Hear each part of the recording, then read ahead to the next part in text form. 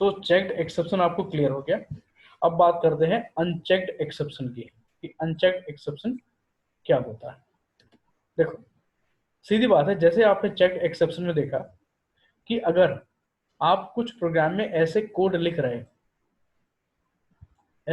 रहे हो, जैसे आपने कोई क्लास यूज किया जावा डॉट आईओ पैकेज के, या आपने कोई क्लास यूज किया जावा डॉट नेट पैकेज की, या आपने थ्रेड क्लास यूज किया, या इसके अंदर आपने एचटीटीपी सर्वलेट क्लास यूज किया, तो इन क्लासेस में कुछ ऐसे मेथड्स होते हैं जिनसे एक्सेप्शन आ सकती है। क्योंकि ये जो मेथड हैं ये यूजर से इंटरेक्शन करते हैं, तो इनसे एक्सेप्शन जनरेट हो सकती है। तो कंपाइलर को जावा में इतनी इंटेलिजेंस दे दी गई है कि वो चेक कर ले कि क्या कोई ऐसा कोड आप यूज तो नहीं कर रहे हो। If you are using any classes or method from such packages, then your program will not going to compile। ठीक, आपका प्रोग्राम कंपाइल नहीं होगा। जैसे अभी हमने ये लास्ट हमारा जो लेक्चर था उसमें इसने बता दिया था कि भाई ये प्रॉब्लम आएगी, आपने बफर रीडर यूज किया, रीड लाइन मेथड यूज किया, तो उसने आपके प्रोग्राम को रोक दिया। ऑल्दो आपके यहाँ पे कोई सिंटेक्स एरर नहीं है, ये आपका कोड है, इसमें कोई सिंटेक्स एरर नहीं है, उसके बाद भी उसने आपके कोड को कंपाइल नहीं होने दिया। ये थी चेक्ड एक्सेप्शन। उसके बाद फिर आपने इस कोड को ट्राई लगाया, इस कोड में कैच लगा दिया और फिर से इसे कंपाइल किया, तो आपका ये वाला कोड कंपाइल हो गया। यानी अब आपने जो कंपाइलर आपको वार्निंग दे रहा था एरर के फॉर्म में कि आप इस कोड को हैंडल करो, अदरवाइज ये आपका कोड मैं आगे नहीं बढ़ने दूंगा, तो आपने उस कोड को ट्राई और कैच से हैंडल कर दिया। हैंडल करने के बाद अब आपने उसको सेम कोड को कंपाइल किया, तो आपका कोड कंपाइल हो गया। ये थी चेक्ड एक्सेप्शन। अब ऐसा ही प्रोग्राम अगर हम कुछ ऐसे क्लासेस से बनाएं जिससे कंपाइलर को कोई फर्क नहीं पड़ता है, सेम प्रोग्राम में बना रहा हूं, एक यहाँ पे मैं नोटपैड ओपन कर ले रहा हूँ, जो आपको पहले मैंने स्कैनर से बनाया था, अब यही चीज में सेम चीज स्कैनर से बना दे रहा हूँ। तो स्कैनर क्लास यूज कर लो आप। यही क्लास, स्कैनर क्लास के लिए आपको इंपोर्ट जावा डॉट यूटिल करना पड़ेगा, util dot asterisk class my inp1 method ले लीजिए, void, इसमें भी np मेथड ले लीजिए, कोई दिक्कत नहीं, सब कुछ सेम रखिए जिससे आपको पूरा क्लियर होता रहे। इसमें हम ट्राई नहीं लगा रहे, सीधे स्कैनर क्लास हमने लिया, scanner s c is equal to new scanner system dot in. यहाँ पे आपने मैसेज दे दिया system dot out dot print ln enter value और ए। अब यहाँ पे जो इनपुट हुआ होगा एससी में आ चुका होगा, आपने ये मैं सब करवा चुका हूँ आपको, आपने एससी से रीड कर लिया, किस मेथड से यूज करेंगे, नेक्स्ट INT, रीड करके इंटीजर में कन्वर्ट कर देगा और आपकी वैल्यू ए में पहुंचा देगा। सेम आप बी के लिए कर लो, एंटर वैल्यू फॉर बी के लिए कर लेंगे, यहाँ बी में वैल्यू पहुंचा दीजिए, यहाँ पे आप int c is equal to a divided by b आपने कर लिया, यहाँ पे प्रिंट कर दिया system dot out dot print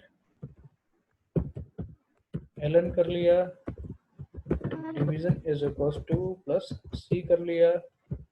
ठीक, अब इसे कॉल करने के लिए आपने कॉल inp1 बना लिया, क्लास कॉल inp1 बना लिया,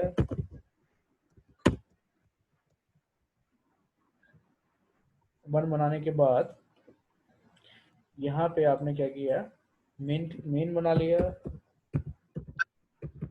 public static void main string mca, इसे कॉल करना है np को, तो my inp का ऑब्जेक्ट बना लिया आपने, my inp1 p1 is equals to new my inp1 object बना लिया और p1 से कैसे कॉल कर दिया, INP को। ठीक, इसे सेव कर दिया, कॉल inp1 डॉट जावा। क्या हो गया, क्लियर हो गया? Yes sir. अभी देखो, अब मैं क्या कर रहा हूँ, ट्राई कैच मैंने इसमें भी नहीं लगाया, अब मैं ट्राई कैच यहां से भी हटा दे रहा हूँ, जिससे दोनों में आप क्या करो, डिफरेंस समझ सको। एक तरफ मैंने बफर रीडर के थ्रू ये प्रोग्राम बनाया है, और सेम चीज मैंने कॉल इनपी के थ्रू बनाई है। अब एक एक जाके चेक कर लो, ये चेक्ड एक्सेप्शन का है प्रोग्राम, और ये है अनचेक्ड एक्सेप्शन का। अनचेक्ड,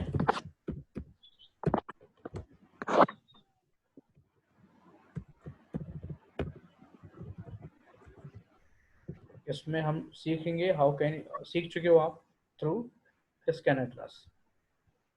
दोनों में सेम ऑपरेशन कर रहे हैं स्कैनर, ठीक। एक कर रहे हैं बफर रीडर क्लास के थ्रू, और एक कर रहे हैं स्कैनर क्लास के थ्रू।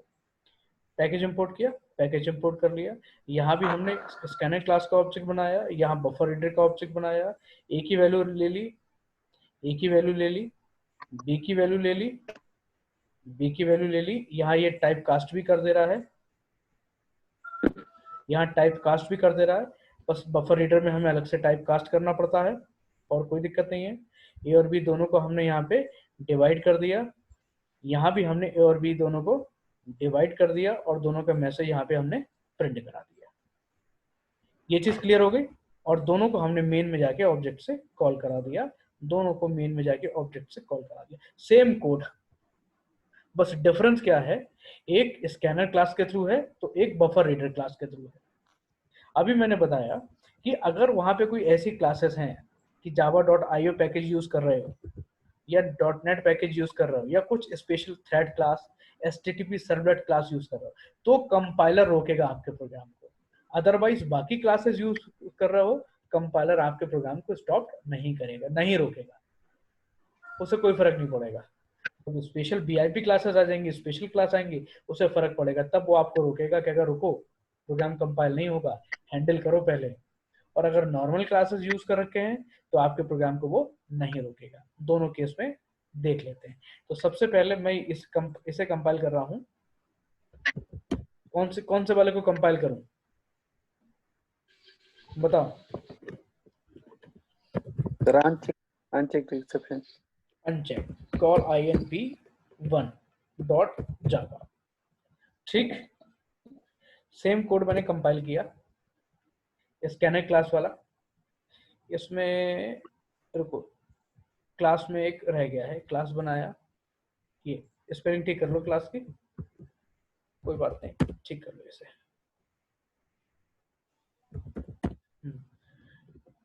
कंपाइल करो, सिस्टम डॉट इन में ज्यादा ब्रैकेट लग गया, इसे हटा दो, कोई बात नहीं, इसे हटा दो, दोबारा कर लो। हाँ, प्रोग्राम कंपाइल हुआ। Yes sir. उसने एक्सेप्शन के लिए हमसे कहा? नहीं कहा। कंपाइलर ने क्या हमें एक्सेप्शन के लिए बोला? नहीं बोला। This is called unchecked exception. ये क्या हो गई? अनचेक्ड। अब हम वही प्रोग्राम कंपाइल करते हैं अपना बफर रीडर वाला, जो था कॉल चेक्ड डॉट जावा। अब जब इस प्रोग्राम को आप कंपाइल करोगे तो आपसे बोल देगा, इसे सेव कर लो, ट्राई केस पहले लगा हुआ था, फिर इसे सेव करो। अभी हमने उसमें से ट्राई कैच हटा दिया, वो पहला हमने लगा रखा था उसमें, तो सेव नहीं किया था वापस प्रोग्राम को। अब कंपाइल करो, अब ये बोलेगा, इससे पहले कोड ठीक कर लो इसका। यहाँ पे एक एक्स्ट्रा लग गया, ट्राई वाला ये एक्स्ट्रा लगा हुआ था। फिर से देखो इसे, मैं दोबारा इसे कंपाइल कर रहा हूँ स्कैनर वाले को। Program compiled, no problem. Now buffer reader वाला कंपाइल किया, क्या दे रहा है यार ये कहीं एक सेमीकोलन इसको सर ये नीचे लगा हुआ। अच्छा ये नीचे लगा हुआ, ओके ओके ओके, ठीक है ठीक है। फिर से देखो, स्कैनर वाले को करवाओ, ये आ गया बफर रीडर वाला।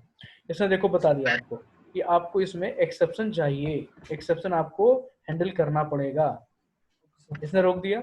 अब यही प्रोग्राम अगर स्कैनर वाले को कंपाइल करवाओगे तो कोई आपके पास एरर नहीं देगा कंपाइलर, वो सीधे कंपाइल कर देगा। जबकि सेम ऑपरेशन हमने दोनों में किया है, एक में उसने हमें रोक दिया और एक में उसने हमें नहीं रोका, ठीक।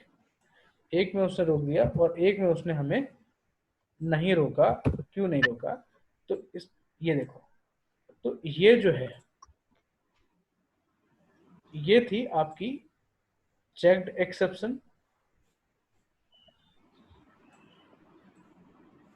ये है आपकी चेक्ड एक्सेप्शन।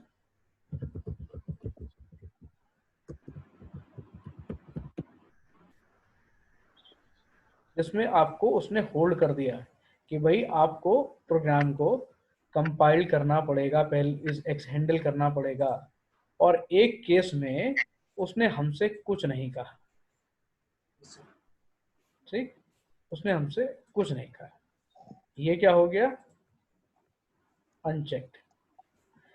ये ऑपरेशन हमने किया था स्कैनर से, स्कैनर क्लास को वो इस केस में कंसीडर नहीं करता है, तो ये हो गया अनचेक्ड एक्सेप्शन। होप ये क्लियर हो चुका होगा।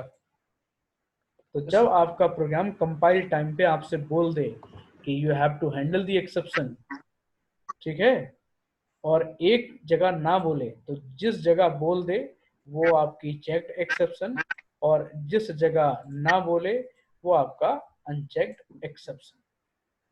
क्लियर? Yes sir. इसमें आपकी अब कोई दिक्कत नहीं होनी चाहिए।